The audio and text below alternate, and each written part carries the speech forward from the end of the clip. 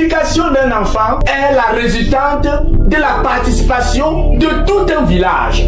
Et c'est relativement à ça que la dot est payée. Quand on dit payer la dot à un père qui prend sa fille, revient à ce que le père laisse le droit, l'autorité qu'il a sur l'enfant en échange d'un présent.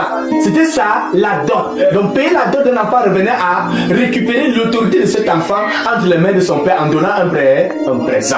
Nous, en pays parmi lesquels, lorsqu'on venait pour pouvoir prendre un rejeton, on appelait la femme un rejeton. On disait que il y a eu la grand-mère qui a lancé le fumier sur le rejeton. Il y a eu la tante qui a lancé le fumier sur le rejeton. Et beaucoup de personnes ont participé à ce que ce rejeton se porte en bonne santé et prêt pour que tu puisses l'arracher. Et pour cela, il fallait que tous ceux qui ont participé à la croissance de ce rejeton puissent avoir un présent.